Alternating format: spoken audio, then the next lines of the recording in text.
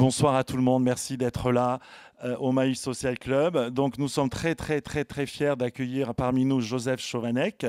Donc en quelques mots, je voudrais juste présenter Joseph Chovanec, je le ferai en français évidemment. Donc dire que Joseph est né en 1981, que Joseph est philosophe, écrivain, voyageur, autiste, militant pour la dignité des personnes autistes. Il est également auteur de nombreux ouvrages. Peut-être certains d'entre vous ont lu ses œuvres. Le dernier livre que Joseph a publié s'appelle Nos intelligences multiples, qui est paru aux auditions de l'Observatoire. Et vous aurez d'ailleurs l'occasion, si vous le souhaitez, de participer à la dédicace à la fin de la conférence. Joseph a de multiples talents. Vous êtes également docteur, chercheur en philosophie et sciences sociales. Vous êtes aussi polyglotte. On en a vu un aperçu tout à l'heure. On s'est amusé de parler en allemand, mais monsieur parle aussi allemand, donc français, tchèque, anglais, persan, hébreu, etc. Je ne peux pas tout nommer. Et puis depuis 2007, Joseph donne aussi, c'est comme ça qu'on le connaît beaucoup, de nombreuses conférences, des formations toujours dans le domaine de l'autisme. Et vous êtes également, le vendredi avant 20h, vous avez une chronique sur Europe 1. Voilà ce que je peux dire pour Joseph. Je ne vais pas utiliser le micro plus longtemps. Je laisse la parole à Philippe Touzin et ensuite à Joseph. Merci d'être là. On se retrouve dans 1h30 environ pour le cocktail de fin de journée. Merci, à tout à l'heure. Merci. Alors moi, je vais juste dire quelques mots et très rapidement parce que c'est surtout Joseph Chovanec que vous êtes venu écouter ce soir. Nous avons eu le plaisir, l'association CESUM, donc, que je représente, c'est-à-dire Centre d'enseignement en sciences humaines. C'est une association qui forme des psychothérapeutes et des thérapeutes avec des visées à la fois psychocorporelles et transpersonnelles. Et dans ce cadre-là, nous organisons ce qu'on appelle des rencontres authentiques.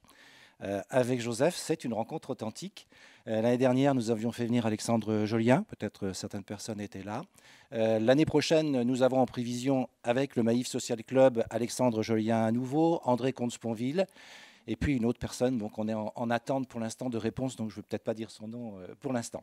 Nous, on a eu le plaisir avec Joseph de passer une journée entière avec lui hier, avec des étudiants, des thérapeutes de notre association. Une journée entière où on a parlé de l'autisme, où Joseph nous a montré qu'on connaît de lui, c'est-à-dire à la fois son humour, ses grandes qualités humaines, ses qualités de pédagogie aussi. Il y a un immense pédagogue et vous allez voir, certains le connaissent ici, mais vous allez voir comment il va vous captiver dans cette heure et demie. Et ce que je peux dire aujourd'hui, et je sais que Joseph est d'accord, c'est qu'il reviendra à CESUM. Donc, si vous êtes intéressé, vous aurez l'information également. Donc, laissez vos coordonnées ici pour qu'on puisse vous contacter, parce qu'il fait partie maintenant des personnages amis de notre association. Et je remercie également le Maïf Social Club de nous permettre, dans ce partenariat, nous, petite association en tout cas, d'organiser des conférences comme celle-ci. Je vous souhaite une très bonne soirée et encore merci à toi, Joseph. Et on va avoir le plaisir de t'écouter. Merci.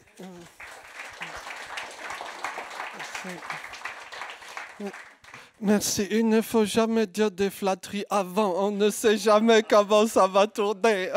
Mais en tout cas, merci beaucoup. Merci pour votre présence. Merci au CESUM. Merci au Maïf Social Club. Merci d'avoir organisé cette rencontre. Je me permettrai de dire, quitte à être grinçant dès les premières secondes, qu'il y a malheureusement très peu d'événements sur l'autisme à Paris. Et donc, je suis d'autant plus, je dirais, émerveillé par l'accueil qui nous est fait. Et je suis également ravi de revoir certains amis parmi nous. Et en tout cas, merci encore. Alors, je vous propose un petit voyage très loin, aux antipodes. Vous voyez, les antipodes, c'est une contrée bizarre où les gens marchent les pieds en haut et où l'eau, lorsqu'elle s'écoule, monte vers le haut. Donc, chez les antipodes, par exemple, en Nouvelle-Zélande, où j'ai eu la chance de vivre une partie de l'année dernière, eh bien, il y a une biodiversité extraordinaire. Il y a, entre autres, ce type de perroquet. appelé le kakapo, hein, c'est son nom local. Hein. Donc le kakapo, malheureusement pour lui, n'a pas été très favorisé par l'évolution des espèces. Le kakapo est considéré en fin de cursus, pour ainsi dire, évolutif. En particulier, une secrète, je dirais, malédiction de l'évolution le prive peu à peu de ses neurones. Donc il est considéré comme l'oiseau le plus stupide de la création. D'après les meilleurs spécialistes, je cite les éminents travaux des plus grands chercheurs, il est décrit comme lent, gras et idiot. Bon, c'est pas très flatteur comme description, j'en suis tout à fait conscient, mais telle est la triste réalité. Il ne sait pas voler. Il ne sait quasiment pas marcher correctement. Il a le regard fixe un peu comme votre serviteur.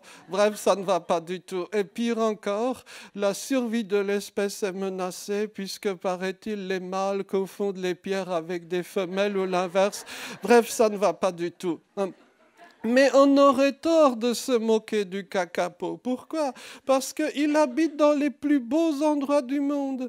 Je connais des bipèdes qui se croient très intelligents et qui passeront toute leur existence entre deux dalles de béton, à respirer des gaz d'échappement. Où est donc l'intelligence? Je ne sais pas. Mais continuons, chers amis, si vous le voulez, notre petite exploration des intelligences avec un autre animal.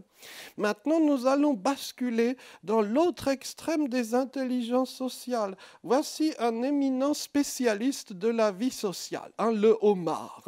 Le homard a un sens social extrêmement développé.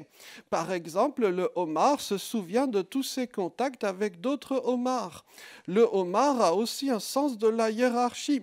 Si par exemple un homard rencontre un autre homard qui est dominant, eh bien le premier se recroqueville. Au contraire, si c'est lui le homard dominant, il prend ses aises. Donc dans le jargon ou le vocabulaire féministe, on parlerait de manspreading ou lobster spreading en l'espèce. Donc en apparence, le homard est très doué pour ces questions sociales. De là ma petite phrase taquine que c'est le homard qui a inventé le patriarcat. Voilà. Mais dites-moi, chers amis, que devient le homard? Eh bien, regardons, il se fait bouffer. Il se fait bouffer. Donc, si je devais choisir entre le kakapo et le homard, je choisirais d'être kakapo. Très clairement. Très, très clairement. Voyez, simplement, il faut absolument sortir de l'idée que le succès social serait un critère, premièrement, d'intelligence et deuxièmement, de réussite dans la vie. Voyez? Et peut-être que interroger la biodiversité humaine dont l'autisme fait partie peut nous aider à comprendre mieux certains phénomènes et peut-être peut nous aider aussi, du moins tel est l'objectif de long terme, à bâtir une société quelque peu moins excluante et qui accepterait toutes sortes de façons d'être et de fonctionner. Alors, je vous propose, pour explorer un petit peu ces questions d'intelligence, de présentation sociale, d'écouter pendant quelques instants une petite leçon du camarade Luigi. Donc, j'espère que le volume sonore sera suffisant. Simplement quelques instants. On y va. Et irascitur. Irascitur et quid dicit? Grecorum iste morbus fuit, querere, quem numerum rebigum abuisset ulixes, utrum prius scripta esset Ilias an Odissea, que sive continuas nihil tacitam conscientiam iuves, sive proferas non doxior videaris sed molestior. Ergo Wolfius, per lecta hac pagina, indignatus est, dixit, quid est hoc? Iste Seneca stultus. Nunc ego monstrabo quid sit philologia. Et iam inde ab juvene, ab adolescente, se vocavit philologum, non philosophum, et voluit primum omnium tractare eam questionem, quam preter ceteras Seneca monstrabat esse molestam, absurdam, et contra rationem, contra animum humanum excoluendo. Voilà. Alors, Oui, en effet, Luigi s'exprime en latin. Mais est-ce que quelque chose a retenu votre attention de perturbant? Non, on n'est pas censé savoir parler latin comme ça. En plus, c'est une tirade totalement improvisée. Il fait partie d'un petit club de gens un peu foufous qui se donnent des cours mutuellement en latin. Voilà. Et ça, c'est un extrait de la séance de questions-réponses. Donc, en apparence, savoir parler latin comme ça, c'est extraordinaire. Simplement, ça ne sert strictement à rien. Imaginez, vous écrivez votre CV pour travailler, Dieu sait d'où. Eh bien, vous écrivez latin courant. On croira à une blague. Voyez, donc, non seulement ça ne sert à rien, mais ça vous enfonce, socialement parlant, naturellement. Alors, quitte à être un peu méchant, est-ce que le pull de Luigi est à la dernière mode? Je suis mal placé pour me moquer des gens à cet égard. Mais bon, moi qui ne suis jamais allé chez le coiffeur, mais bon, passons. Mais je pense que d'autre part, si vous avez regardé ses mains, vous avez constaté qu'il n'y avait pas d'alliance aux doigts. Si au lieu d'apprendre Cicéron, il avait appris 2-3 chansonnettes de Britney Spears, oh non, je me moque, je suis méchant. Mais néanmoins, vous voyez bien que les critères de jugement social sont parfois des critères tout à fait éloignés de ce qui peut constituer un épanouissement humain. Parce qu'à mon avis, je pense que c'est bien plus intéressant d'apprendre ce qu'a appris Luigi que d'écouter, de regarder la télé. J'espère que personne parmi nous ne croit à la fake news, comme quoi l'autisme serait déclenché par les écrans de télé. Bon, les écrans de télé déclenchent la connerie, c'est un autre problème. Ne mélangeons pas toutes les difficultés de la vie. Voilà. En tout cas, vous voyez, peut-être que nous pourrions réfléchir à cette pluralité des possibles. Et pour illustrer cette pluralité des possibles, rien de mieux que d'assister à une leçon d'un très haut niveau intellectuel, préparez-vous, qui nous sera donnée par le professeur Rentemplant. Donc, le professeur Rentemplant qui nous vient du Centre de ressources autisme de Bruxelles. Et donc, écoutons bien, nous apprendrons diverses choses sur comment réussir un test de QI et beaucoup plus encore.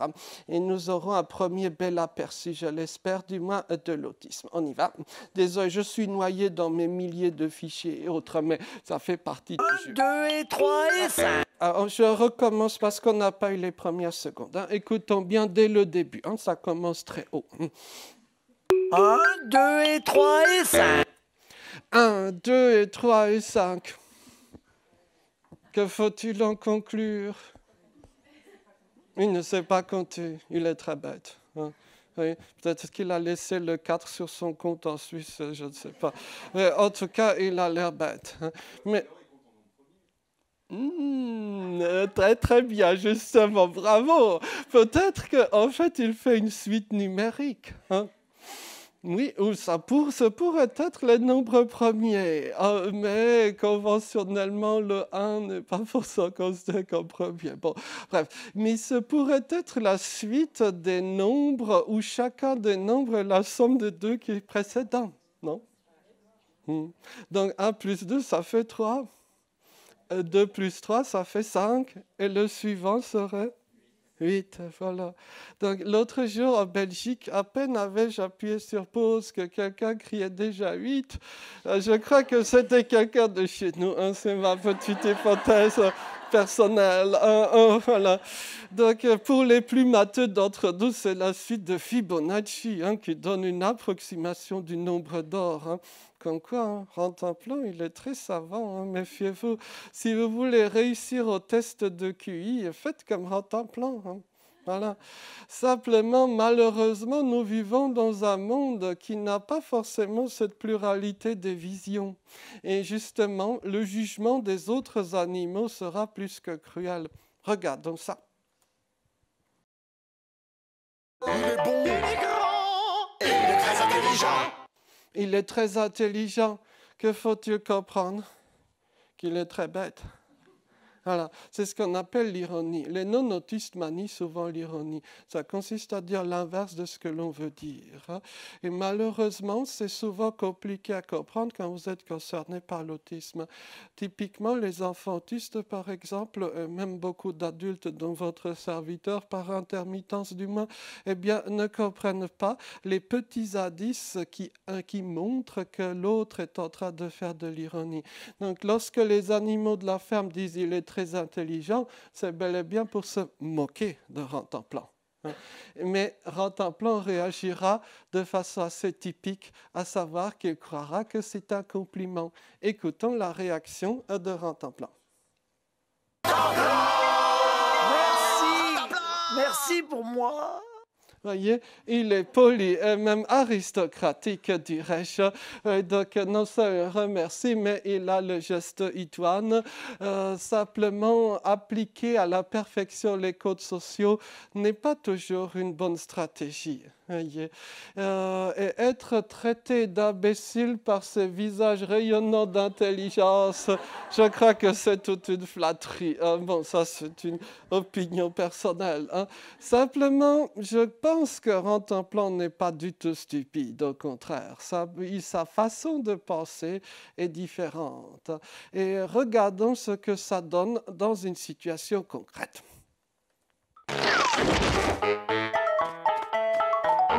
Une journée sans amis, c'est comme un fromage sans pain. Qu'est-ce que c'est bien dit? Nous le voyons, Rantanplan s'exprime dans une langue des plus raffinées. Et il cite toujours les sages aphorismes tirés des ouvrages sapientiels des siècles passés.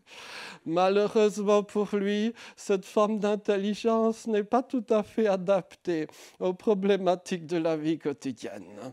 Et les amateurs des fables de La Fontaine ne tarderont pas à reconnaître une situation bien connue. Hé, oiseau, tu descends, comme ça on discute en mangeant ce délicieux fromage. Voyez, Rantanplan veut manger le fromage, donc il dit au vautour, descends, on va manger le fromage, hein. Mais quel est le problème? C'est pas comme ça qu'il faut faire. Nous vivons dans un monde où il faut s'exprimer de façon indirecte. L'homme politique ne peut pas vous dire, par exemple, votez pour moi, je vous plumerai. Non. L'homme politique doit parler autrement. L'homme politique vous dira, par exemple, donnons-nous les moyens du plus large rassemblement afin de générer des synergies proactives entre tous les acteurs de ce dossier. Et c'est dans le respect le plus strict des lois de la République que nous bâtirons la société de demain. Quelque chose. Oh, je suis désolé, pendant des années, j'ai gagné tant bien que mal ma vie en écrivant des baratas pour hommes politiques, hein, parfois des résultats urgences qui reviennent, hein, je suis confus, hein.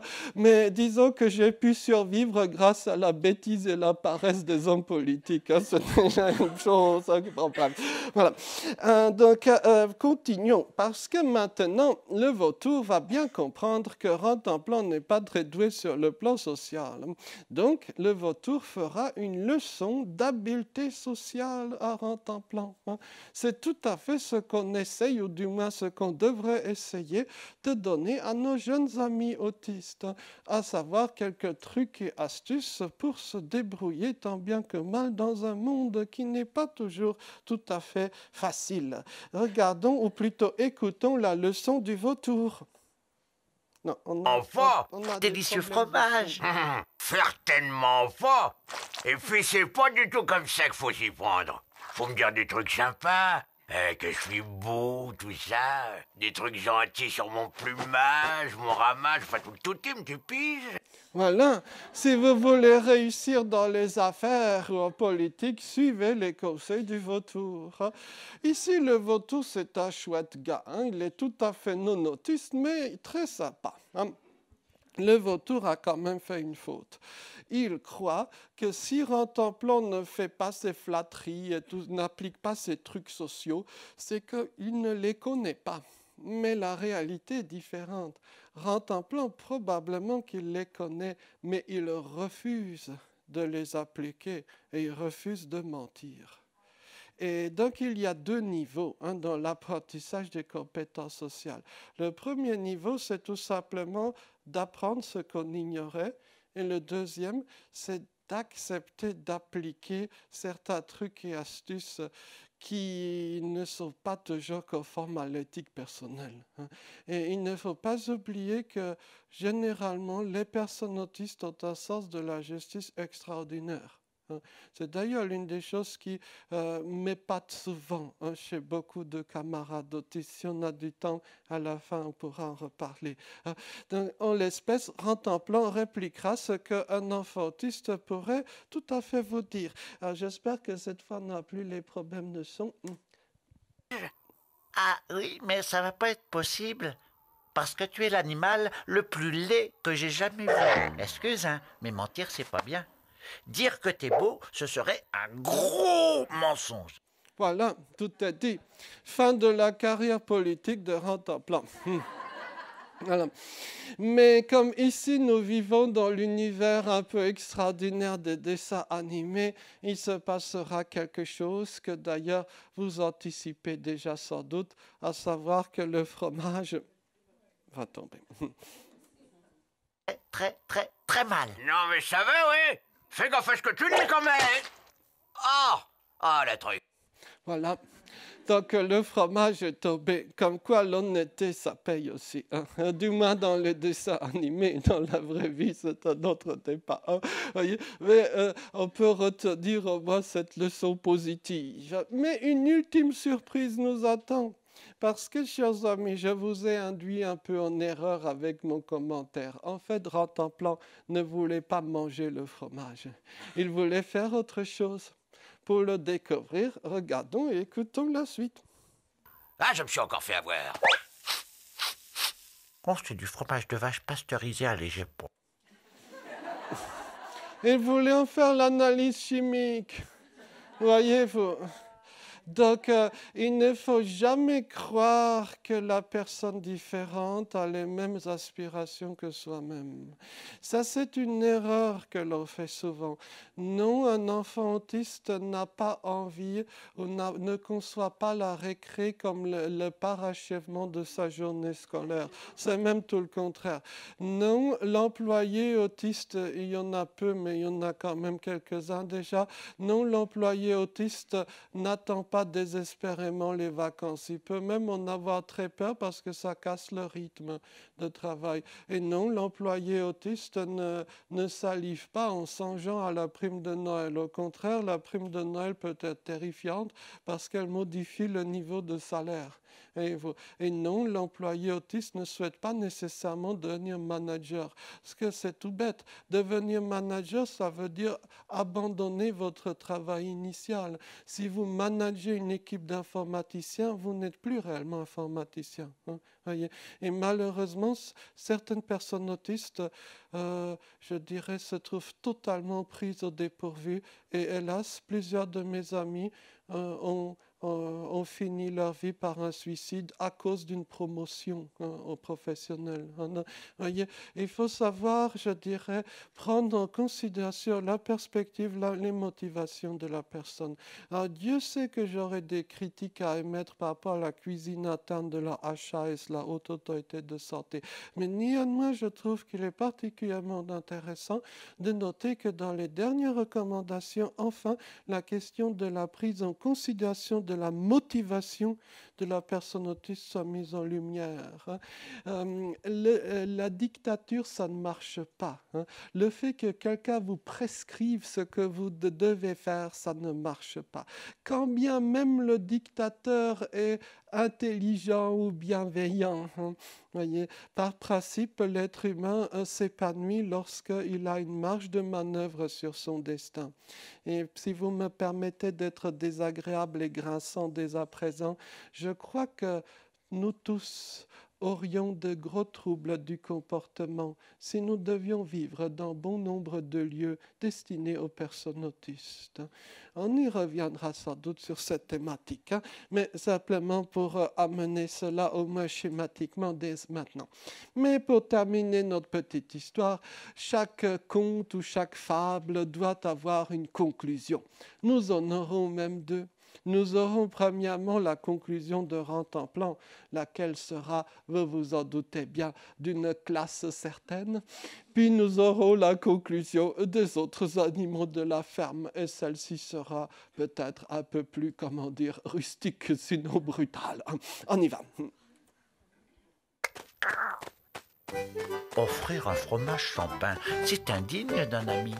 Voyez, qu'est-ce que c'est bien dit, toujours cette classe linguistique, ces aphorismes des siècles passés. Mais les autres animaux de la ferme auront une autre conclusion.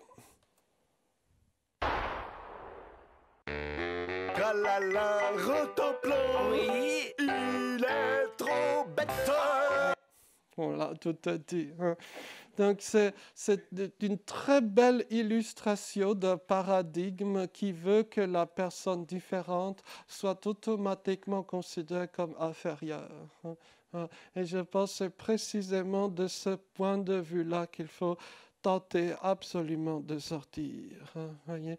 Mais si vous avez écouté très attentivement la chansonnette, je ne la repasserai pas faute de temps, mais si vous avez écouté très attentivement, vous avez peut-être été perturbé par un point particulier, à savoir que les animaux appellent Rantanplan. Rantanplan, et lui, il réplique « oui ».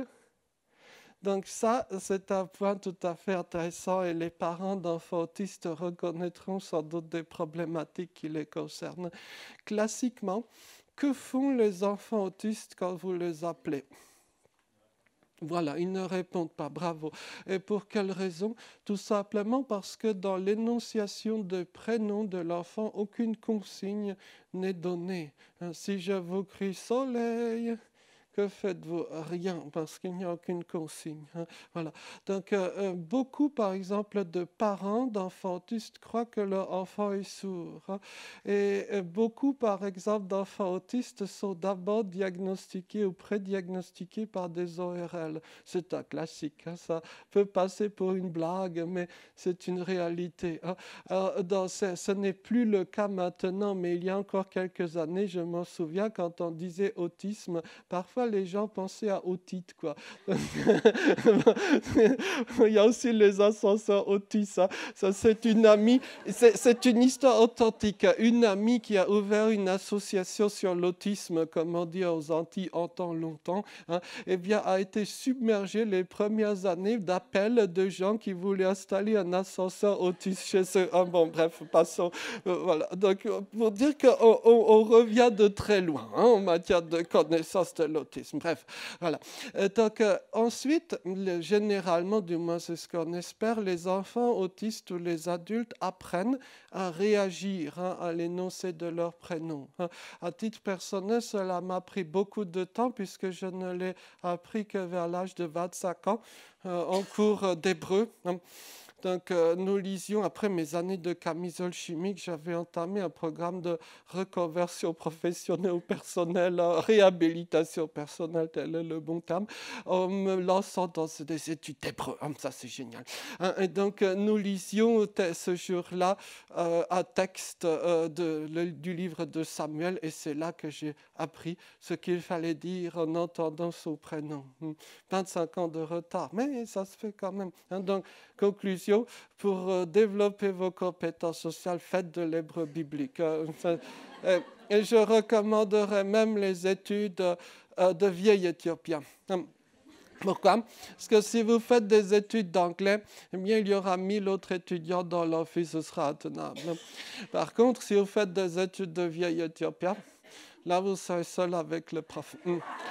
Lequel prof sera au moins aussi bizarre que vous. Donc, il vous jugera normal. Voilà. Et inutile d'ajouter qu'en cursus de vieil éthiopien, il n'y a pas de blocage de fac ou d'autres activités similaires. Voilà.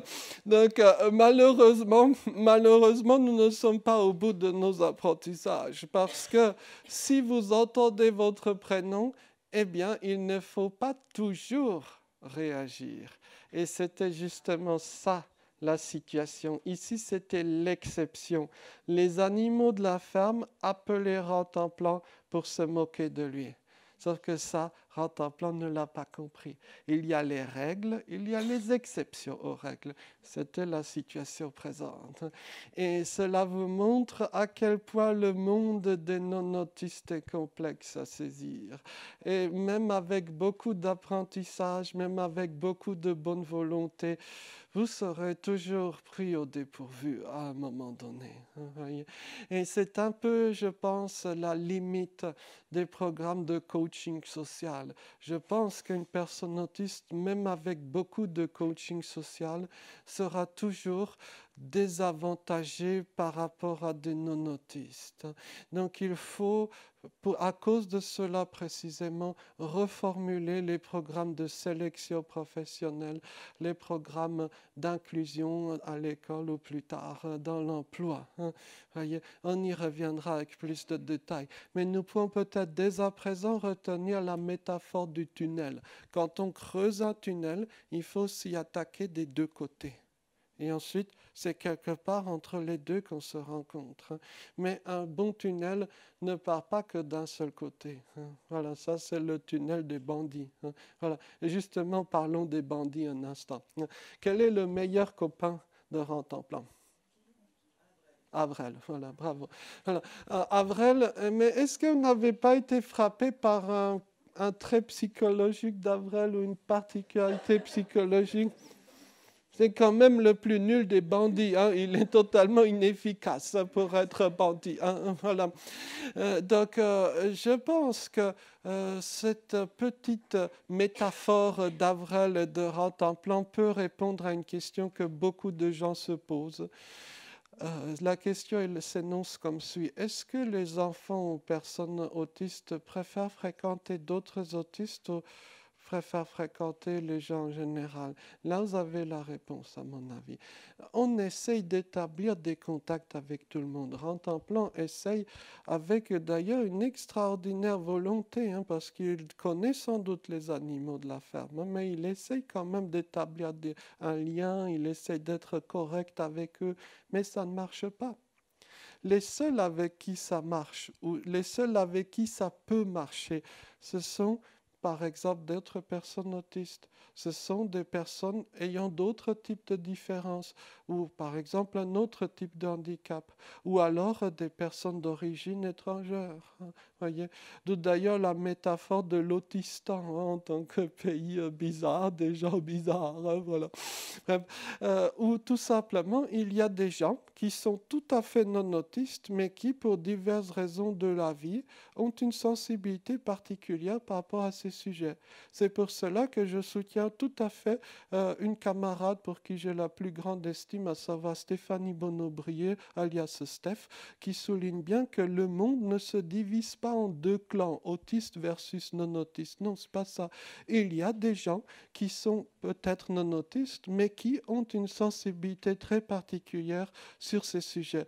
On peut soit utiliser l'expression anglaise autism friendly, soit dire autisto-compatible. Je ne sais pas quel terme préférer, mais en tout cas, l'important c'est de bien voir qu'on n'est pas tenu de devenir japonais pour travailler avec des Japonais. Hein. On peut être comme l'ambassadeur au Japon. C'est-à-dire, l'ambassadeur de France au Japon n'est pas japonais, mais il a appris à travailler avec des Japonais. On peut faire cet effort d'apprentissage, cet effort de plurilinguisme, hein, au sens à la fois strict et plus général. Hein, donc, plurilinguisme au sens de pluralité des codes culturels. Et c'est pour cela que parfois, avec un brin de taquinerie, mais il s'agit d'une proposition parfaitement sérieuse, je propose à des amis, des adultes non autistes, d'apprendre à parler la langue autiste. Voilà. C'est tout à fait un langage. Tony Attwood parle d'autistien, pourquoi pas, c'est une langue à apprendre. Et il est possible, en effet, par ce petit apprentissage, de pouvoir s'exprimer d'une façon telle que d'autres personnes autistes vous comprennent bien plus aisément. Alors, ça peut paraître très abstrait. Je pense d'ici quelques minutes, nous aurons quelques données plus concrètes. Mais avant d'entrer dans tous ces détails, nous devons comprendre quelques grands traits de l'autisme et quelques grandes données. Alors, je suis désolé sur la minute un peu chiante de la présentation, mais je pense que nous y survivrons malgré tout. Donc, une première question, c'est la grande question, combien y a-t-il d'autistes? Comme le dirait Staline, combien de divisions? Voilà.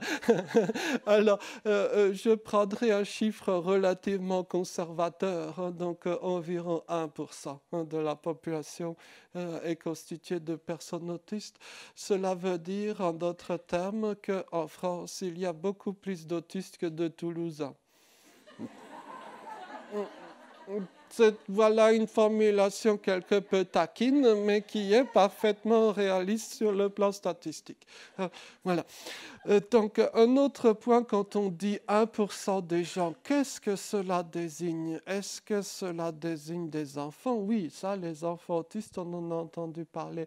Mais que deviennent les enfants autistes après 10 ans ou 15 ans? Des adultes, oui, ça a l'air trivial, mais vous savez, dans les ministères, il y a des gens payés pour réfléchir très, très, très fort, et ils n'y ont pas pensé. Donc, du coup, on n'a pas grand-chose, voire rien du tout, presque, pour les adultes. Hein. Mais il y a toujours un tabou dans le tabou. Ce sont les personnes âgées porteuses d'autisme. Oui. Et l'un de mes grands échecs des années de militantisme aura été mon incapacité à promouvoir de façon efficace la prise de parole par les personnes seniors porteuses d'autisme. Il y en a, même beaucoup. C'est vrai qu'il y a aussi une autre réalité, à savoir que l'espérance de vie des gens autistes est significativement plus courte que celle des non-autistes, c'est vrai. Hein. En France, c'est pratique, il n'y a aucune étude sur le sujet. Alors, mais si on prend par exemple des chiffres anglais, ces chiffres sont plus qu'inquiétants. Hein. Donc, par exemple, si vous êtes autiste et épileptique, d'après l'une des études anglaises, votre espérance de vie est de 39 ans. C'est une juxtaposition relativement commune, autisme et épilepsie. Pour d'autres cas de figure, l'espérance de vie peut être plus importante, mais elle reste toujours significativement inférieure à celle des gens non autistes. L'autisme en tant que tel ne tue pas. Ce qui tue, c'est l'exclusion. Ce qui tue, ce sont les très mauvaises conditions de vie. Et qu'on ne s'y méprenne pas, chers amis. L'écrasante majorité de mes camarades porteurs d'autisme vivent dans des circonstances catastrophiques sur le plan socio-économique, et y compris des gens extrêmement doués. Je pourrais, de mémoire, et rien que parmi les personnes que je connais directement, vous citer une longue liste de gens autistes titulaires de doctorats divers et variés qui soit vivent à la rue, soit sont en voie de clochardisation, ou vivent dans des taudis non chauffés et sans eau, etc. Donc, il s'agit d'une certaine réalité non sexy qui n'est pas présentée. Et cela, naturellement, a un impact très fort sur l'espérance de vie des gens, sans même évoquer une problématique particulièrement lourde qui est celle du suicide. J'ai perdu beaucoup d'amis autistes de ce fait. Malheureusement, on n'en parle pas. D'ailleurs, parfois, quand je suis invité par des associations, beaucoup excellentes par ailleurs, et que je propose d'aborder ces sujets, on me dit « Mais non, Joseph, parle plutôt de la scolarisation des enfants. » Je comprends qu'on puisse avoir envie d'entendre des belles choses, mais la vie n'est pas toujours aussi simple. Et parfois, au-delà d'un certain âge, les gens autistes sont véritablement relégués aux marges des marges. Mais bon. Puis il y a une deuxième question qui se pose régulièrement. Est-ce qu'il y a des femmes autistes? Pendant longtemps, on disait que l'autisme était un truc de garçon. Donc, par exemple, dans des manuels, vous pouvez trouver des choses comme l'autisme, c'est 12 garçons pour une fille. Ça veut dire tout simplement qu'on a raté le diagnostic de peut-être 11 filles, de l'échantillon à peu près. Voilà. Et, naturellement, en l'absence de prise en considération de ce pan-là de la réalité autistique, eh bien, ce sera toujours le même résultat. Ça va des vies brisées en grand nombre, et avec une problématique particulière dont on parle très peu, qui est celle du viol, donc des femmes autistes. Je suis incapable de vous avancer un chiffre, même très approximatif, mais à titre personnel, peut-être que je ne serais pas surpris si le taux atteignait 50%. Voilà. Donc c'est bien sûr très, je dirais, imprudent de ma part d'avancer un chiffre aussi rond, mais le phénomène est massif, ou du moins me semble-t-il, et donc il doit être pris ou devrait être pris en considération un peu plus sérieusement à l'avenir. Voilà.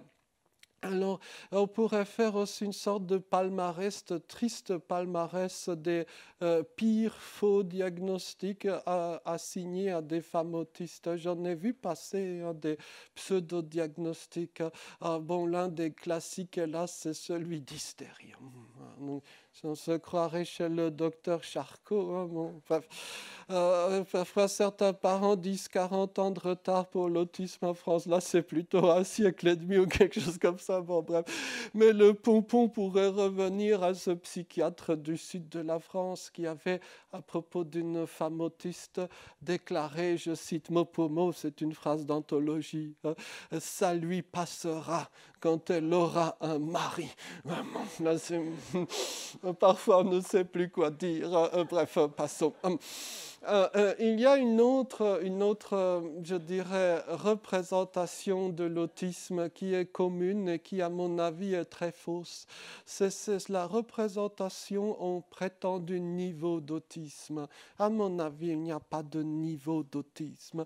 Cela mériterait bien sûr une explication approfondie que le temps, hélas, ne nous permettra sans doute pas.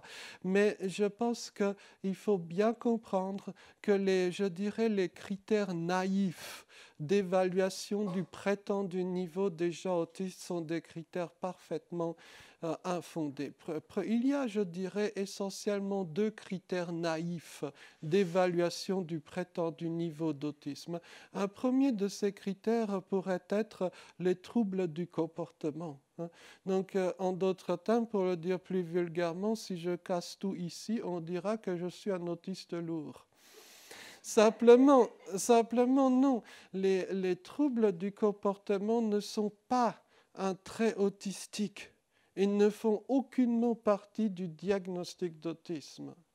Les troubles du comportement, s'ils existent, expriment non pas un prétendu niveau d'autisme, mais expriment par exemple l'absence de canal de communication ou expriment le fait que le cadre de vie sur le plan sensoriel ne prend absolument pas en compte les particularités sensorielles de la personne autiste.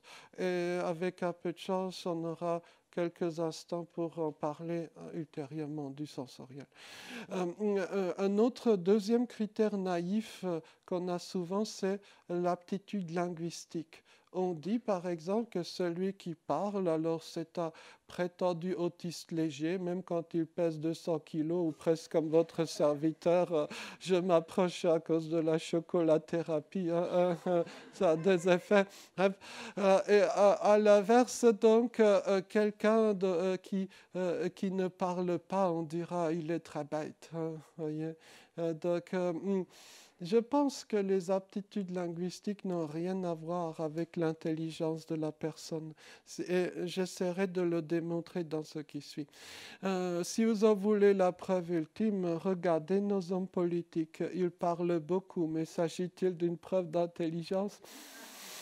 Parfois, on peut en douter. Alors, certains nous rassurent en nous disant « je ne suis pas autiste ». Mais je le crois bien, hein, on l'a bien pu le constater d'ailleurs, hein, nous sommes d'accord. Hein, bon, pardon pour les taquineries méchantes. Hein. Mais pourquoi je me permets d'insister? Parce que je pense que nous sommes victimes d'un certain héritage historique.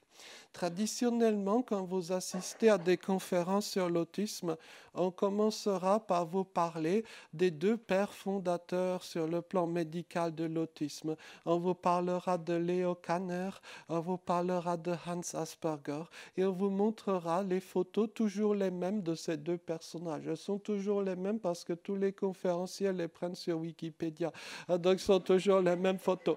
Bon, pour moi, je commence avec grand plan. C'est un peu peut-être plus simple, hein, mais bref. Voilà. Mais on a donc cette représentation que Kanner aurait découvert un autisme dit de Kanner, hein, donc comme on dit déficitaire, hein, voyez. Et puis Hans Asperger aurait découvert la célébrissime plantation Asperge, hein, donc le syndrome d'Asperger. Mais ça, c'est une vision extrêmement naïve de l'histoire. En fait, les jeunes qu'accompagnait Leo Kanner ne correspondaient absolument pas à ce qu'on a appelé autisme de Kanner. Voyez. Et à l'inverse, il faut aussi voir pourquoi Hans Asperger n'a décrit qu'un seul type d'autisme. Ce n'était pas par choix personnel. Il décrivait les jeunes qui étaient présents dans sa clinique, c'est-à-dire c'était ceux qui n'avaient pas été gazés par les nazis. Voyez, c'était ça, ce qui a, donné cette teinte aux travaux d'Asperger. Et plus encore, dans les écrits d'Asperger et ses discours aussi, il a fait d'innombrables lettres et discours aux potentats de la NSDAP et autres cheffaillons nazis. Et ils reviennent toujours dans ces lettres et discours les mêmes phrases. Ces enfants, ces jeunes sont extrêmement doués pour le chiffre ou la cryptographie. Hein. Ils pourraient rendre des services éminents à la Wehrmacht. Ça revient en permanence chez Asperger. Oui. Alors, évidemment, Hans Asperger mentait sans doute. Il exagérait les compétences réelles de ces enfants-là, hein, sans doute, hein, du moins pour la plupart des enfants. Hein. C'était sa façon un peu de les préserver. Oui. Et là où ça devient terrifiant, c'est que de nos jours, on retrouve à peu près les mêmes schémas. Voyez. L'autre jour, j'étais au Sénat. Il y avait une dame tout à fait distinguée, dont je tairai le nom, hein, qui avait commencé un discours du type « Bon, les Asperger forts en informatique, on va les embaucher, mais pour les autres, les déficitaires, il faut bien comprendre que c'est où la Lozère hein. » Bon, ça, elle ne l'a pas dit comme ça, mais hein, l'argument était à peu près le même, hein, à quelques décennies de distance. Si vous êtes un petit génie ou prétendu tel en calcul, etc., oui, vous peut-être on va vous donner à bouffer. Par contre, si vous n'êtes pas un petit génie, ben ça sera la cage. Voyez. Donc ça c'est, je pense, un schéma des plus funestes dont il convient de sortir dès que possible. Voyez. Et justement, j'essaierai maintenant de vous perturber peut-être. Je collectionne les vidéos sur des personnes autistes non verbales. Je suis sûr que le nouvel horizon du militantisme dans l'autisme, c'est déjà un peu le cas dans les pays de langue anglaise, c'est le militantisme des personnes autistes non verbales. Alors, comme notre temps est limité, nous ne pourrons voir que quelques tout petits échantillons, mais je l'espère qu'ils seront tout à fait intéressants. Je vous propose tout d'abord, pour commencer notre exploration un peu de l'intelligence des diverses personnes et des divers types d'intelligence, de regarder le cas d'une figure qui est devenue très célèbre au Canada et en Amérique. Il s'agit donc de Carly Fleischmann. Il s'agit, nous le verrons, d'une jeune femme autiste totalement non-verbale hein, et qui a appris à l'âge adulte à donc taper au clavier. Elle pose des questions en les tapant au clavier et qui sont ensuite lues par une synthèse vocale à diverses personnes. Elle réalise donc des petites interviews. Elle a une chaîne ou un canal, comme on dit, YouTube, que vous pouvez d'ailleurs voir. Et je vous propose de regarder un petit échantillon. Voilà, et j'espère que ça vous plaira. Donc, désolé, je suis toujours paumé dans mes vidéos. C'est celle-ci.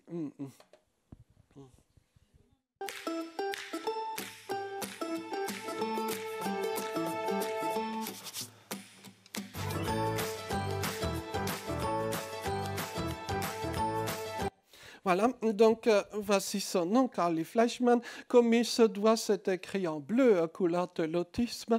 Le nom de la chaîne est Speechless, donc sans parole. Vous me demanderez peut-être pourquoi ces points bleus quelque peu dispersés. Eh bien, si vous voulez taper le mot Speechless au clavier, vous devrez appuyer là où sont les points. Non, tout s'explique, hein, c'est tout simple. Et donc, place à l'un de ses invités. I would like to introduce you to my first guest ever. He has been a stripper, a police officer, a secret agent, a reporter, a boyfriend to many, and soon he will dump his wife to be with me. I welcome Channing Tatum. Enfin, arrêtez là. Il semblerait que le bonhomme soit connu. Il n'est pas connu de moi, évidemment, mais paraît-il qu'à Hollywood ou je ne sais où, il est connu. Bon, la célébrité est très relative, hein, mais bon, passons. En tout cas, je pense que vous avez pu déjà apprécier la teneur de l'introduction et des questions que Carly pose. Et je dois dire, elle est extraordinairement douée pour porter ou pour poser des questions. D'ailleurs, elle a été interviewée par la grosse chaîne américaine CNN, une sorte d'entretien d'embauche, parce qu'elle souhaiterait avoir un talk show, je crois un peu comme ça s'appelle, ce cas Ruquier, mais en beaucoup mieux, bien sûr. Voilà. Et donc, j'espère que ça va marcher pour elle. Simplement qu'on se dise bien les choses. Cette personne-là, jusqu'à l'âge de 16 ans, n'avait aucun canal de communication. Donc, elle avait des troubles du comportement majeurs. Elle était jugée inapte à tout. Vers l'âge de 16 ans, ses parents ont découvert qu'elle appuyait sur certaines touches du clavier. Donc, ils ont eu le bon réflexe, non pas de lui arracher le clavier pour qu'elle ne le casse pas, mais de lui apprendre toutes les petites touches du clavier. Et bien, vous voyez le résultat, tout simplement. Et comme par hasard, dès lors que le canal de communication a été établi, les troubles du comportement ont cessé. Et donc là, chers amis, si vous croyez encore au niveau d'autisme, dites-moi, où est-ce que vous la classerez? Bonne chance. Voilà. Un enfant ou un élève qui est très fort en maths mais nul en français, est-ce que c'est un bon élève? Ben, ça dépend comment vous faites la moyenne. Mais je crois surtout que la moyenne n'a pas beaucoup de sens. Voyez? Et c'est plutôt la valorisation des profils surprenants qu'il faut faire. On ne réussira jamais dans la vie à tout faire. Est-ce qu'il y a quelqu'un parmi nous qui sait tout faire? Non, c'est un truc pour détecter les hommes politiques, mais comme ils ne viennent jamais, donc on est tranquille, on peut dire des méchancetés sur eux. Voilà. Et donc, vous voyez, nous sommes dépendants ou dépendantes des autres à tout moment de la vie, que ce soit pour avoir à manger, pour nous vêtir, pour tout finalement. C'est le lot commun ou la condition normale de l'humanité. N'en faisons pas un drame, et au contraire, c'est heureux d'une certaine façon. Cela crée du lien. Mon ancien employeur, celui qui m'a tiré des poubelles de la société, à savoir Amou Bouakaz, aveugle de naissance, expliquait parfaitement en quoi sa cécité le poussait à devenir créateur de liens sociaux. Vous voyez, c'est exactement ça. Et je pense qu'il y a plus d'un point commun entre l'autisme et donc la cécité. Mais si vous le voulez bien, je vous propose une autre exploration du langage. Cette fois, avec un camarade qui est mon maître spirituel, si j'ose dire, et c'est Donald le canard. Je précise le canard parce que maintenant on a un autre Donald. Et donc il y a des malentendus potentiels. Voyez. Donc, nous allons regarder, si vous le voulez bien, le début au moins d'une très vieille vidéo de 1948 où donc Donald va se présenter à nous et va essayer d'exercer un métier. Donc, je pense à notre camarade Flora Thibault. Je lui demande ensuite si elle va l'embaucher ou pas. Voilà, allons-y.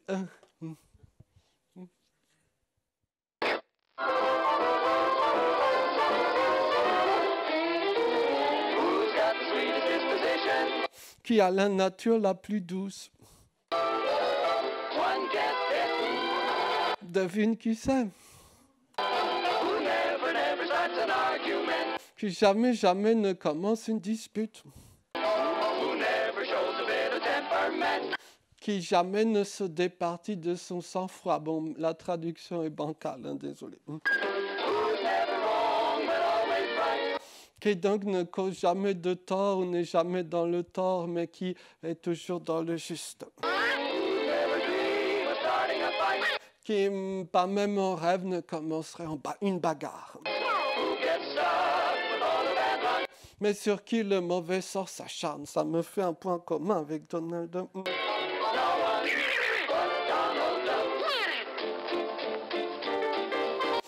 Voici un petit descriptif. Suppose Donald est naturellement vêtu de bleu. Et là, mais oui, c'est objectif. Hein.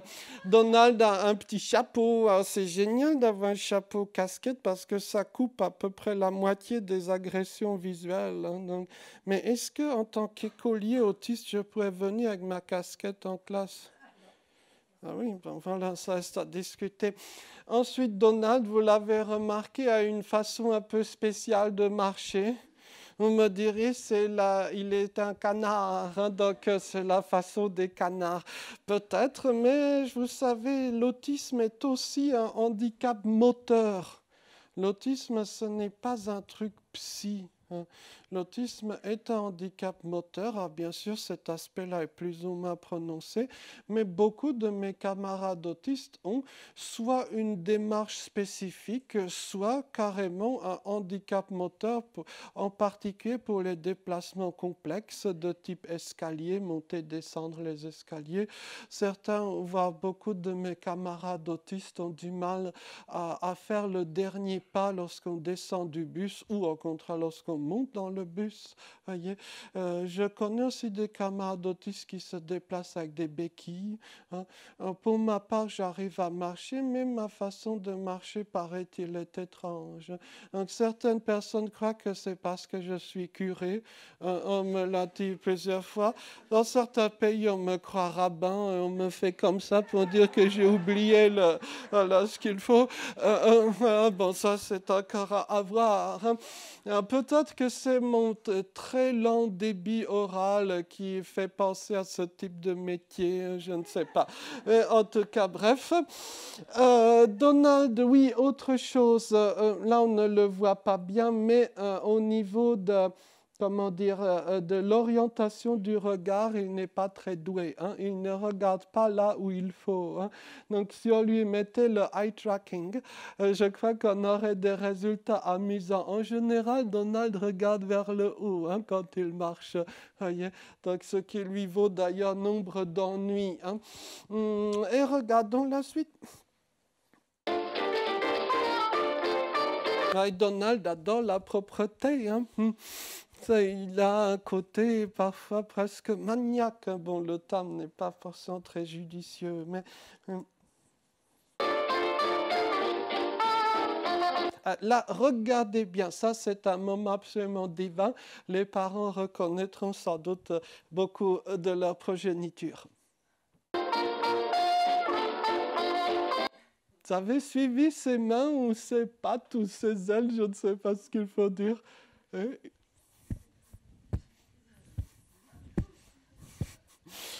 voyez. Donc ça, c'est un geste assez typique. Hein. Donc bon, peut-être dans le jargon médical, on parlerait de flapping. Hein, vous voyez. Quand j'étais petit, je faisais comme ça. Maintenant, comme je suis censé être grand, je me retiens. Dès que les gens ne regardent plus. Je plaisante. Non. Mais pourquoi Donald fait-il tout ça? En fait, il est très anxieux. Hein. Il est dans une sale situation parce qu'il a un nouveau métier. Il est vendeur de brosses. Il va de porte en porte pour vendre des brosses. Les gens autistes peuvent exercer tous les métiers, ou presque, mais être commercial... C'est comme les aveugles, hein, ils peuvent faire tous les métiers, mais chauffeur poids lourd, peut-être pas encore. Hein, voilà. Donc, le pauvre Donald doit exercer un métier qui n'est vraiment pas fait pour lui. Donc, ça lui cause un gros stress. Et puis, surtout, nous pourrons voir la suite.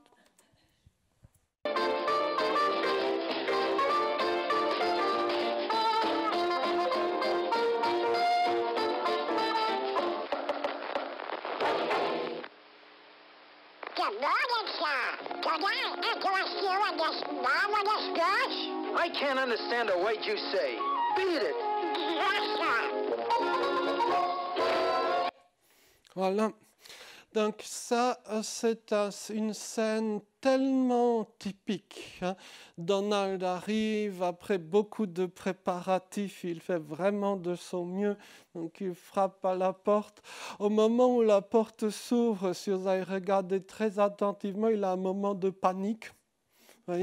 Ça, c'est le moment lorsque, par exemple, vous êtes à la boulangerie, vous attendez, donc vous répétez dans votre tête la séquence des phrases à dire, et au moment critique, moment de panique, vous vous enfuyez en laissant évidemment l'argent à la boulangerie. Voilà, ça c'est un grand classique.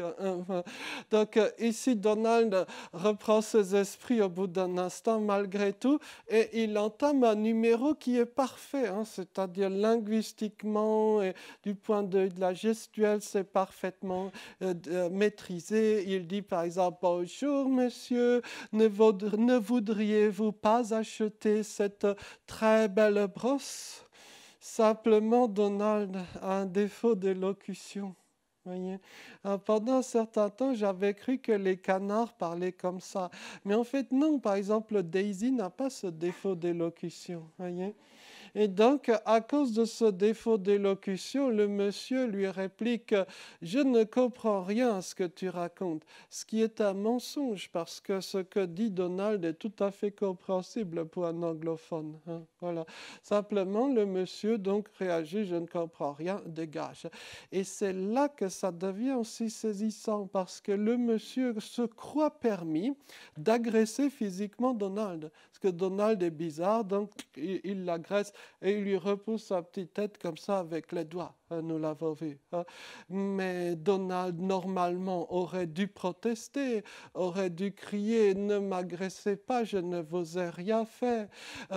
Il aurait peut-être dû dire « J'appelle SOS Canard maltraité ». Voilà. Mais non, que répond Donald? Il répond « Yes, sir ». Voyez? Il est tellement habitué à être rejeté que vous pouvez le taper et croire ça d'être normal. Et ça, malheureusement, beaucoup de gens autistes sont tellement habitués à la marginalisation, à la mise à l'écart, que ça fait partie de la normalité pour eux. Hein. C'est tellement frappant. Bref, passons. Et le résultat, maintenant, beaucoup de parents d'enfants autistes reconnaîtront la scène qui commence. Ça, ce sont les troubles du comportement. Hein. Mais de grâce qu'on ne me dise pas que ça découle de l'autisme. Voyez. Voilà. Donc la vidéo est entièrement bâtie sur ce modèle-là. Du fait du défaut d'élocution de Donald, ça ne marche pas. Hein. Et pardon pour ce moment quelque peu égocentrique, mais vous l'avez bien compris, j'ai un certain défaut d'élocution. À l'âge que j'aime, lorsque j'établis un contact aléatoire avec des gens inconnus, par exemple dans une boutique, dans peut-être un quart des cas, un cinquième des cas, la réaction est négative. L'autre essaye soit de me parodier, soit me fait des remarques plus ou moins aimables. Quand j'étais plus jeune, le taux était plus fort. C'était peut-être 1 cas sur 2, 1 cas sur 3. Je peux tout à fait comprendre qu'une personne ayant un défaut d'élocution légèrement supérieur soit confrontée à des situations tellement négatives que la seule conclusion rationnelle soit la suivante: le jeu n'en vaut pas la chandelle. Voyez? Et ensuite on dira: ah, il est non-verbal parce qu'il est stupide. Il n'est pas entré dans les apprentissages. Comment dire. Non, la logique des choses peut être fort différente. Il est, à mon avis, impératif de comprendre le profil à la fois cognitif, à la fois sensoriel de la personne. Je pense que nous avons encore le temps pour découvrir un autre aspect de l'autisme que vous connaissez sans doute déjà, à savoir ce que l'on appelle parfois dans les bouquins la cécité sociale, à savoir que les gens autistes ne perçoivent pas toujours les 1001 codes sociaux subtils qui existent dans l'environnement. Et pour cela, je vous propose de regarder ça avec une deuxième leçon de Donald. Oui, je vous dis, Donald, c'est un maître à penser. Une deuxième leçon de Donald pour illustrer cet aspect-là du fonctionnement de l'autisme. Il s'agit là encore d'une vidéo quelque peu ancienne. Stefan Zweig dirait c'est le monde d'hier. En tout cas, nous y verrons Donald, nous y verrons Daisy. Et je vous laisse découvrir la suite. Il suffit de regarder les images, ici, pas la peine d'écouter. Donc, si ça peut rassurer. On y va.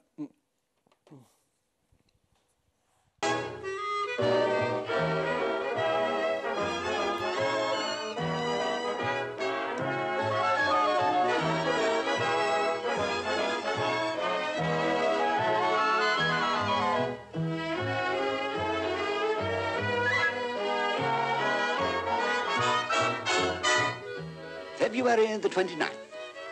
Dear Diary, this morning was much like any other morning, and when I took my usual walk, I had no idea that on this day I... Voici Daisy qui est en train de lire un livre intitulé « Comment attraper un mari ». Et c'est là que l'intrigue commence vraiment. was destined to find the girl of my dreams.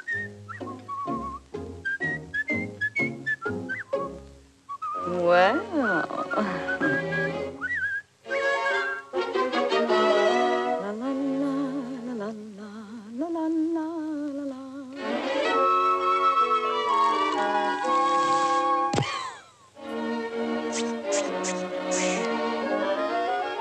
I suppose the whole thing was my fault.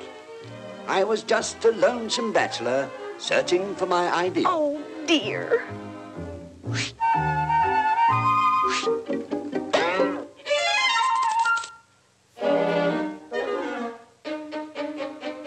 Ah, yes. I'm quite impulsive by nature. And yet I can't say I was unhappy as a bachelor, though at times I felt I was missing something. Help! Help! Save me! Oh, darn. My technique was simple. I swept her off her feet. Bon, on va arrêter là. Si vous voulez voir la suite, vous pouvez regarder ça chez vous. Bon, c'est une histoire de canard relativement rigolote qui peut illustrer certaines choses. Et il ne s'agit en aucune manière d'une exagération, bien au contraire. Si nous avions plus de temps, je vous raconterai moult anecdotes du même acabit. Mais je pense que cette histoire a aussi plusieurs petits secrets. Je ne sais pas si vous avez tiqué à quelques-uns des moments de la vidéo. Je vous propose d'en regarder un ou deux. Voyez la scène des parfums, par exemple, je crois qu'elle est là. Est-ce que quelque chose vous a frappé ici? Voilà, l'un des parfums s'appelle Ecstasy 1. Voilà.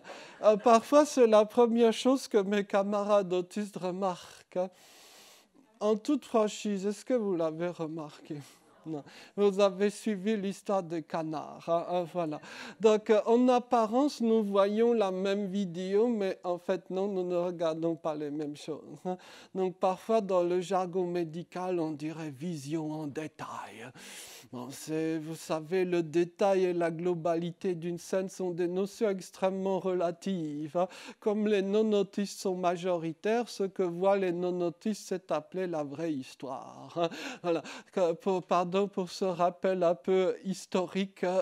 À une époque, il y avait une phrase connue, vous avez juridiquement tort parce que vous êtes politiquement minoritaire. Bon, bref, passons. C'est une mauvaise allusion à une époque révolue. Bref. Voyez, donc d'autres de mes amis autistes se précipitent, comme on dit dans les pays arabes, sur cher Google pour vérifier si le produit était légal dans les années 50. Et oui, il l'était. Les années 50 étaient cette période bénite où tout ça était légal. Non, en fait, c'est juste une coïncidence sémantique. Bref. En tout cas, vous voyez, on ne voit pas forcément les mêmes choses. Mais je pense pouvoir dire que Daisy a fait une grossière erreur en mettant une robe rouge.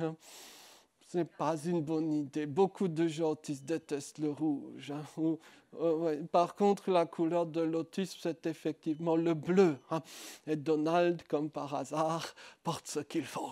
Voilà, nous l'avons bien compris. Voilà. On pourrait continuer sur les Donalderies, mais hélas, notre temps est plus que limité. Je vous propose à présent d'esquisser, c'est très injuste de le faire en si peu de temps, mais je propose d'esquisser la question sensorielle. Voyez. Il est d'ailleurs très intéressant que quand on demande à des non-autistes de parler de l'autisme, ils vous sortent des histoires sur telle ou telle façon de fonctionner, etc.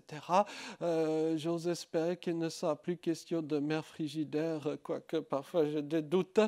Mais si vous demandez à des personnes autistes de parler de l'autisme, en général, le premier point évoqué sera la question sensorielle. Voyez. Et en effet, je pense que c'est particulièrement important de bien le comprendre. De façon extrêmement schématique, on peut retenir les points suivants. Il y a parfois des phénomènes d'hyposensibilité, parfois, très souvent, des phénomènes d'hypersensibilité. L'hyposensibilité est une réalité, mais elle est entre guillemets moins gênante. Le plus souvent. Certains de mes amis autistes peuvent par exemple mettre la main dans une casserole d'eau bouillante sans réaction particulière. Voyez. Donc ça, c'est une spécificité, mais entre guillemets, les moins gênantes pour la vie quotidienne. Ce qui est souvent plus gênant, ce sont les hypersensibilités. Hypersensibilité lumineuse, par exemple, l'excès de lumière, une très forte intensité lumineuse, ce peut être un réel problème. Si l'enfant dans une classe est placé près de la fenêtre, en général, ses résultats scolaires s'effondreront à l'approche de l'été.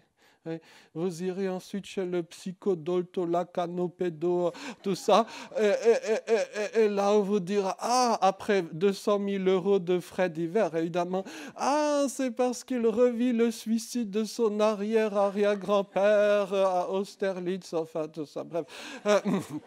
Non, c'est pas ça, c'est simplement qu'il y a une question sensorielle qu'on a ratée. Et là où ça devient proprement scandaleux, c'est que pour diverses raisons, on me fait visiter toutes sortes d'établissements, entre autres médico-sociaux, à travers la France. Et je peux constater que finalement, quasiment aucun d'entre eux ne prend en considération le profil sensoriel de l'autisme. Quasiment aucun architecte ne connaît ou ne daigne connaître l'autisme. Ils construisent les choses à leur façon, donc grandes baies vitrées. Voilà. Et je suis choqué de voir que même des établissements construits actuellement qui coûtent des millions de la poche du contribuable, donc, sont construits au mépris des traits les plus fondamentaux de l'autisme. On mise sur la sécurité, donc triple grillage de sécurité. Ensuite, quand j'arrive à l'inauguration du truc, je demande, feignant la naïveté, au responsable, mais c'est triple grillage de sécurité, pour quel type de bête fauve cet enclos a été conçu? Et là, on me réplique, mais vous savez, il pourrait s'évader ou s'échapper. Oui, je suis d'accord. Ebola en liberté, c'est une terrible perspective. Hein, voyez. Donc, bon, je me moque, mais tout ça, ça a des conséquences sur la qualité de vie. Hein. Il y a aussi une question de type ou de qualité d'éclairage.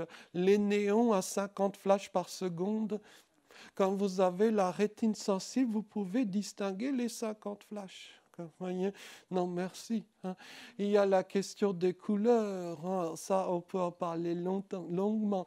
Un des sujets de discussion préférés entre camarades autistes, c'est de savoir quel ton de bleu est le plus adapté. Ah, c'est un sujet absolument passionnant, mais on n'a hélas pas le temps pour cela. Vous voyez? Inutile d'ajouter que si vous avez un tel profil, une telle sensibilité, ce peut être une bénédiction, mais aussi une malédiction. Hein, voyez. Ce peut être une bénédiction en termes de créativité. Ce peut être une malédiction parce que votre vie pourra devenir très compliquée. Et si on ne comprend pas cela, eh bien on peut finir à l'asile bourré de médocs et autres. C'est hélas une perspective relativement commune. Hein. Sur le plan auditif, idem ou presque. Donc il faut savoir déjouer les pièges de certains environnements sensoriels. Un casque anti-bruit, mais je ne précise pas le casque chantier à 5 € qui vous arrache les tympans. Non, les casques anti-bruit numériques peuvent être indispensables. À titre personnel, je suis devenu assez dépendant de ce type d'engin. Qu'il me soit permis de montrer une image qui a été réalisée par une éminente camarade autiste, à savoir Amélie alias Tsag-Valren de Wikipédia. Elle est en train de réaliser avec d'autres un guide, donc des magasins, guide de survie sociale dans les magasins. Voici une image extraite de ce guide. Donc vous entrez ici, il faut dire bonjour à la dame de la caisse centrale, ne pas rester hypnotisé devant les écrans. Bon, ça, je n'ai pas ce problème, ça me fait plutôt peur, mais bon, à la fois l'écran et le contenu. Hein, bref, ne pas regarder tourner les roues des vélos, ça je comprends. Hein. Et c'est là que vous arrivez au fond, hein, poissonnerie, boucherie, etc., où on vous demandera que désirez-vous. Si vous dites la vérité, à savoir la paix. Donc ici, rayon alcool, donc mettre la pince à linge sur le nez. C'est vrai, la plupart des gens autistes ne supportent pas les odeurs d'alcool. Hein. À titre personnel, je n'ai jamais bu d'alcool dans ma vie. Hein. C'est un petit truc pour se faire des amis musulmans. Sauf que c'est là qu'on découvre qu'en fait, eux, ils boivent et donc ils vous prennent pour un extrémiste. Ensuite, bref. Donc, fruits et légumes, ne pas chercher à réparer les balances automatiques. Hein. Puis il y a tout le problème de la caisse. Hein. Parfois, vous arrivez à des caisses et il y a une caisse inoccupée. Donc, sur l'écran de la caisse est marqué veuillez entrer le mot de passe. Que faites-vous? Vous suivez la consigne. Généralement, le mot de passe, c'est 1, 2, 3, 4. 1, 2, 3, 4, ling, la caisse se débloque et puis s'affichent d'autres consignes. Passer les articles devant le scanner. Et c'est là qu'arrivent les agents de sécu.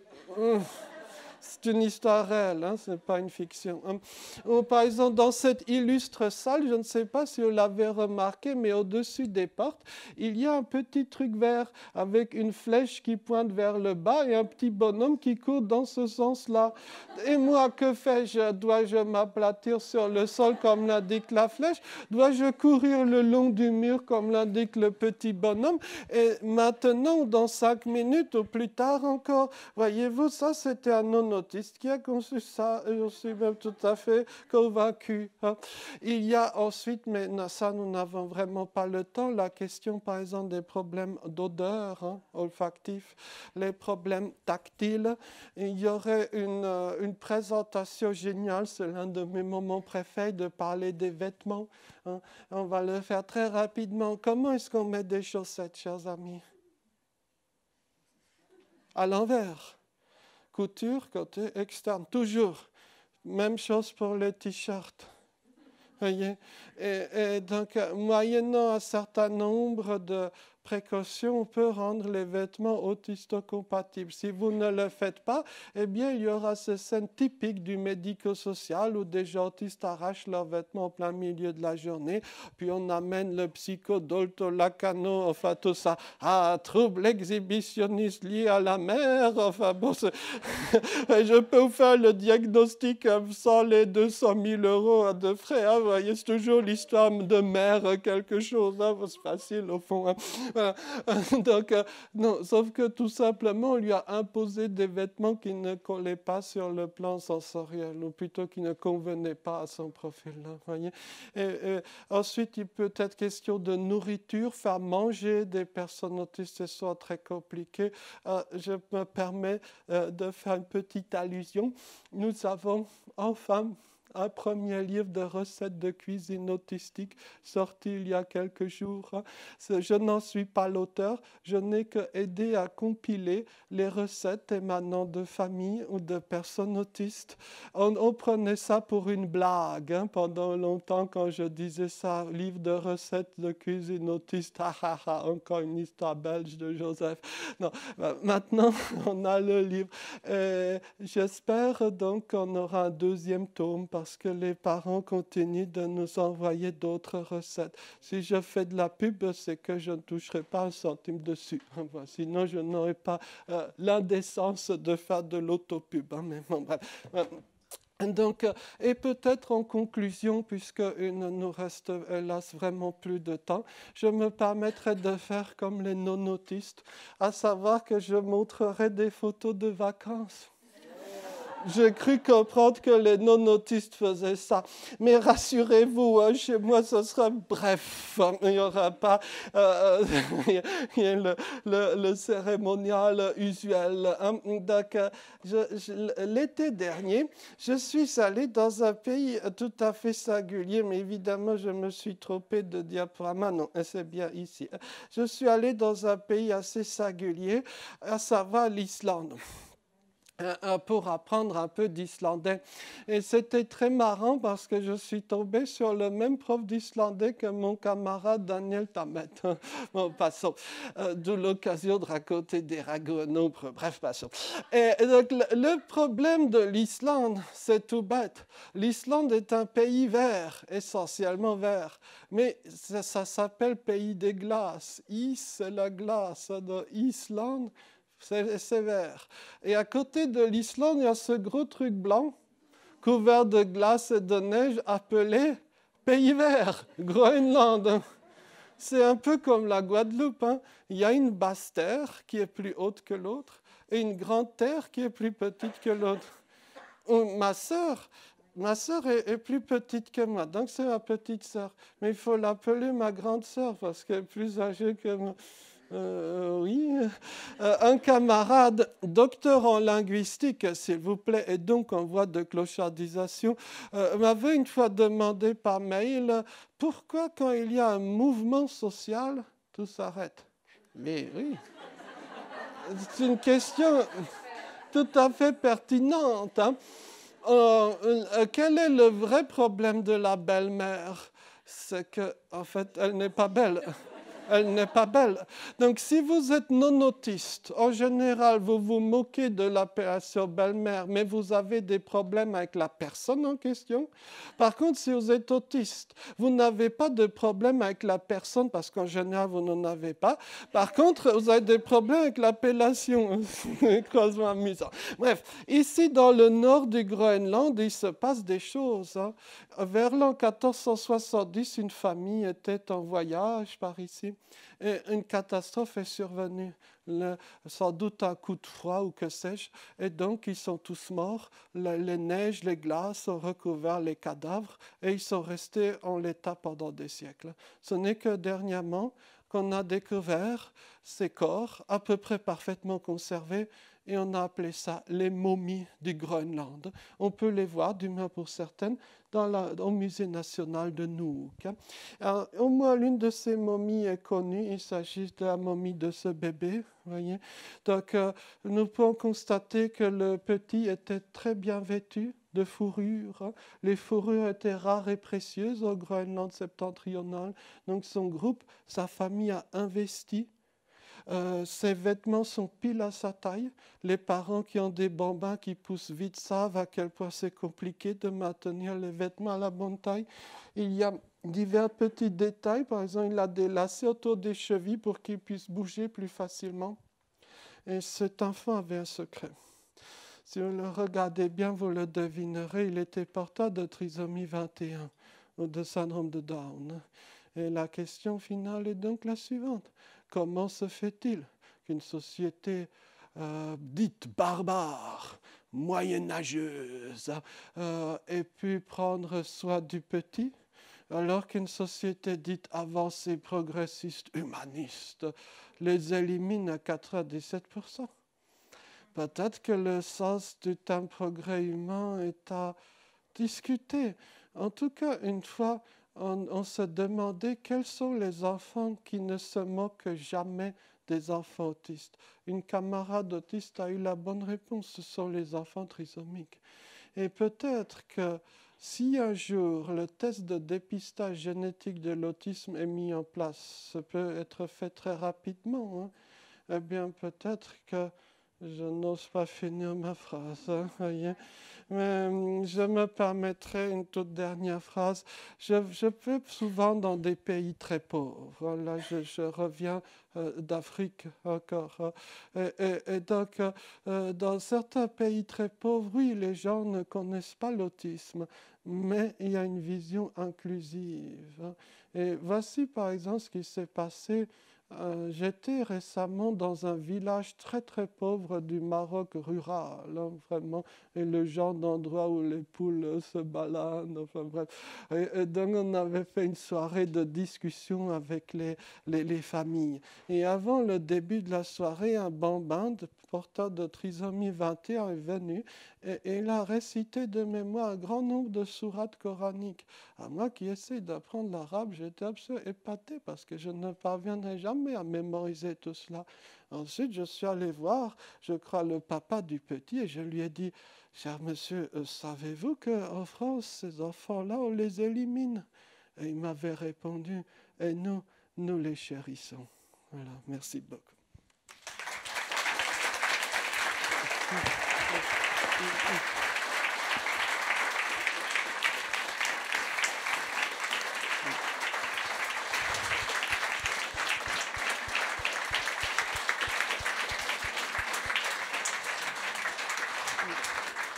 On va prendre quelques questions. Est-ce qu'on peut prendre quelques questions? Oui. Oui. Alors, est-ce qu'on a qui veut une question à poser? On prend le micro. C'est bon. Bonjour. Que pensez-vous du fait qu'on traite, au lieu de considérer que les autistes sont des gens différents et qui fonctionnent différemment, on les traite d'handicapés? Merci pour la question.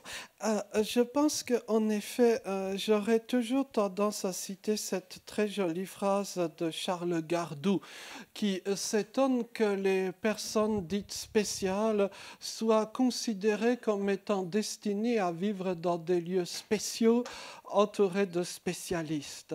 Je pense que sur ce point-là, c'est véritablement une problématique. Je pense d'ailleurs que la politique française en matière de handicap ou de différence a clairement fait fausse route à cet égard-là. Et je me permettrai par exemple de signaler que certains départements français comptent une majorité d'habitants porteurs de handicap. Ce n'est pas que ces départements seraient particulièrement accidentogènes. Non, non, non. C'est simplement qu'on y a refourgué les personnes dont on ne voulait pas dans les villes et on les a refourguées dans des lieux où les habitants, je dirais, spontanés ne voulaient pas être. Voyez. Donc, c'est ma seule pudeur et ma seule décence qui m'empêche d'utiliser le terme apartheid, qui est un mot français, hein, donc maintien à part hein, d'un certain type de gens. Voyez. Donc, je pense que ce n'est pas un schéma viable et on pourrait en reparler très longuement. Pour ce qui est de la notion de handicap, il faut être bien, je dirais, d'accord sur le sens des mots. Le handicap, ce n'est pas un trait de la personne, c'est un trait de l'environnement de la personne. Voyez? Par exemple, si je vous êtes de petite taille dans le bus, vous ne parviendrez pas à mettre les valises en haut. Vous serez donc handicapé. Si vous êtes de grande taille dans le même bus, vous n'aurez pas assez de place pour les genoux. Vous serez donc en situation de handicap aussi. Mais il est possible de concevoir un bus où il y aurait de la place pour les bagages en bas et de la place pour les genoux. Et donc, dans ce bus-là, personne, en tout cas ni les grands ni les petits, ne serait en situation de handicap. Voyez? Donc, c'est un peu par abus de langage qu'on dit, par exemple, un tel est handicapé, entre guillemets. Vous voyez, c'est plutôt l'environnement qui est...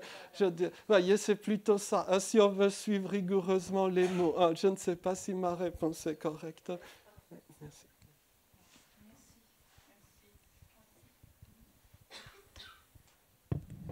Oui, bonjour. Je me permets de dire au point de vue juridique, puisque c'est ma formation au niveau professionnel, ça a été pour les autistes une avancée d'être considérés comme personnes actuellement en situation de handicap au lieu d'être considérés comme des personnes ayant un trouble mental. Donc ça, c'est extrêmement important et ça ne veut pas dire que l'autisme est qu'un handicap, ça veut dire qu'il y a une situation de handicap dans certaines circonstances et on ne peut pas le nier puisque ça entraîne des besoins spécifiques qui sont souvent incompris et surtout inconnus. Par exemple, moi, là, je suis assise dans cette place et je comprends que je peux gêner la personne qui est à côté de moi parce que comme je suis aussi avec TDAH, qui donne une hyperactivité, j'ai tendance à bouger et là, j'ai pris des notes et j'ai remarqué que la personne que j'ai à côté de moi, elle est un peu gênée et je me dis, bon, voilà, j'essaie de gêner au minimum, mais vous voyez que je suis consciente quand même, je fais attention à ne pas gêner les autres, mais c'est pas évident parce que moi, j'ai certaines caractéristiques qui font que je vais me comporter d'une certaine façon qui sera peut-être pas acceptée et donc ce qui fait que aussi au niveau relationnel, on parle de cécité sociale. Donc on se trouve dans une situation de handicap quand on n'arrive pas à se faire comprendre puisqu'on doit formuler les phrases de façon à ce qu'elles soient comprises par les autres. Tout ça, ça entraîne une fatigabilité et ça entraîne aussi malheureusement discrimination et harcèlement. Par exemple, quand notre comportement, comme le canard Donald, ça fait que les gens peuvent devenir agressifs. Et s'ils ne sont pas conscients qu'on a des spécificités, qu'on ne fait pas exprès de les gêner, peut-être que ça changerait le regard. Voilà, merci.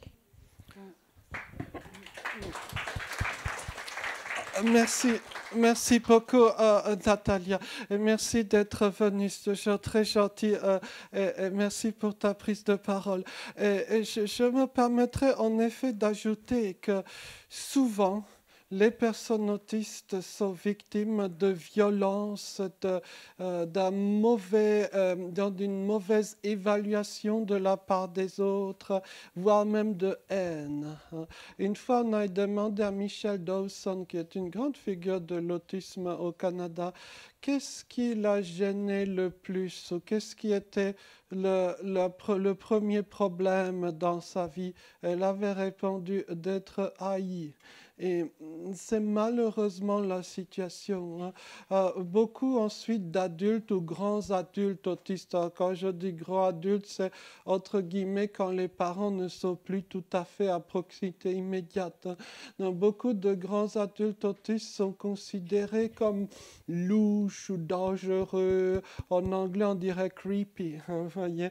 Donc, ça fait partie un peu du lot quotidien que les gens autistes doivent déjouer, en plus des situations sociales, je dirais, auxquelles il faut en général être confronté. Et c'est en effet un handicap plus que lourd hein, dans ce cas de figure-là. Pardon pour cette allusion. Merci. Oui, bonjour à vous. Voilà, que pouvez-vous dire à quelqu'un qui se pense autiste ? Merci pour la question. Je pense que chez les gens autistes, il y a deux catégories de gens. Il y a les diplômés et il y a les sans-papiers. Donc, l'idéal, quand on est sans-papier, c'est d'essayer d'avoir des papiers, d'être diplômé, quoi, si j'ose dire. Avec un diagnostic, on peut comprendre beaucoup mieux les choses.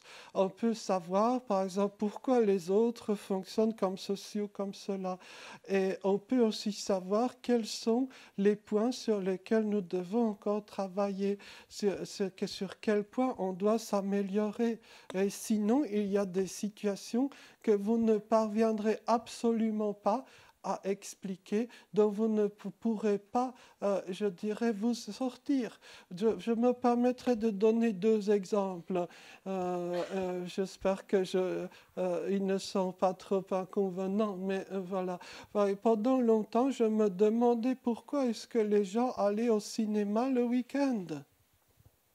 Je pensais qu'il y avait un arrêté préfectoral qui poussait les gens à aller dans ces lieux désagréables, pleins de bruit, où on ne comprend rien, parce que je ne comprends que très peu de choses aux films, notamment récents. Voyez. Ce n'est que suite au diagnostic il y a des années de cogitation que j'ai compris qu'en fait, ils y allaient par plaisir. Voyez. Ou je peux donner un autre exemple, et ça c'est peut-être plus délicat, c'est je crois la première fois que j'en parle, il faut que je retrouve mon fichier, hein, je ne l'ai fait que très rapidement. Voyez, parfois quand vous passez des entretiens d'embauche, maintenant la nouvelle mode, c'est on vous fait passer des questionnaires, qu'on s'appelle psychométriques, enfin je ne sais quoi. Je peux vous donner quelques questions issues d'un réel, hein, ce n'est pas de la fiction, hein, d'un réel test psychométrique. Et j'essaierai de mimer mes propres réactions, hein, si vous le voulez bien, ce sera très rapidement. Donc, avez-vous le sentiment d'être un enfant non désiré ? Mais qu'est-ce que j'en sais, moi voilà. Avez-vous une partie du corps fuyante, etc. Manque de poitrine, oui, c'est mon cas, etc. Voilà. Donc, vous sentez-vous ou êtes-vous déjà senti rejeté sexuellement par votre partenaire ? Non, moi jamais. Voilà. Vous vous retrouvez en situation de vous faire larguer ? Non, jamais. L'autre devient indifférent à vous ? Jamais. Vous êtes-vous déjà fait tromper? Non, jamais. Et avez-vous déjà trompé? Non, non plus. Vous voyez, en fait, on se sent totalement en décalage par rapport à ce type de questionnaire. Ou que quand vous êtes parti de chez vos parents, bon, déjà, j'arrête là parce que je ne suis pas parti de chez mes parents. Vous voyez, et si on n'avait pas de diagnostic, vous vous direz, mais est-ce qu'il y a un complot contre moi? Ou est-ce qu'on se moque de moi? Ensuite, on vous dira, mais vous avez fait exprès de mal résoudre, mal répondre aux questions. Ou alors, si on vous montre cette image-là, pardon, je la montre tout de suite. Si on vous montre cette image-là, que voyez-vous? Quelle réponse donnerez-vous? Ben, je vois des taches d'encre. Mais si vous dites ça, on dira, vous nous provoquez, vous êtes insolent. Et si vous n'avez pas de diagnostic, vous ne pourrez jamais vous en tirer, à mon avis. Donc, pardon si ma réponse est un peu abrupte, mais je ne peux que inciter les gens à devenir diplômés dans la mesure du possible et ensuite peut-être d'apprendre petit à petit ce qu'implique et ce que signifie le diagnostic. Il y a un SAV du diagnostic qui est nécessaire. Bien, une dernière question. Après, c'est l'heure de passer à autre chose. Bonjour. Quelles mesures pensez-vous nécessaires et utiles pour rendre les écoles sensoriellement aptes, enfin pas sensoriellement, mais sensoriellement adaptées aux enfants autistes? Merci beaucoup pour la question. Vous voulez nous retenir jusqu'à minuit passé. Bon, malheureusement, le format très très bref de la rencontre empêche d'entrer dans les détails. Et la question de l'école, c'est typiquement le sujet pour avoir un atelier de 1 ou 2 jours complets de formation. Mais de façon très schématique, il faut absolument, par exemple, repenser tout ce qui typiquement cause des difficultés sur le plan sensoriel. Donc l'environnement, les couleurs, l'éclairage, la place de l'enfant dans la classe. C'est toute une science pour savoir où est-ce que l'enfant autiste doit être dans la classe. Je ne peux pas vous refaire le numéro, ça prend trop de temps. Mais en tout cas, ça c'est une première chose. Une deuxième chose, il faut absolument que le prof ou l'enseignant sache formuler les consignes de façon autistiquement compréhensible. Il y a un langage autistique à respecter. Et des camarades autistes s'amusent à passer en revue les manuels scolaires pour montrer toutes les incohérences et stupidités de ces manuels. À une époque, j'avais fait une sorte de présentation que je ne fais plus. Faut-il scolariser les enfants non autistes? Bon, ça c'est tout un débat pour lequel on n'a pas le temps, mais simplement une image, si je puis me permettre de vous la montrer. Et si évidemment je la trouve, voici un exemple juste pour montrer. Donc, exercice de maths, trouver X. Non, il est là. Je suis les consignes. Voilà. Donc ça, c'est un exemple de consignes mal formulées. Bref, passons. Et puis, si possible, les consignes les mieux compréhensibles sont celles qui sont formées par écrit également, ou alors par plusieurs canaux de compréhension visuellement, si c'est une personne qui a un fonctionnement visuel. Il faut à tout prix aussi développer les outils concrets pour les personnes autistes à l'école, les casques anti-bruit.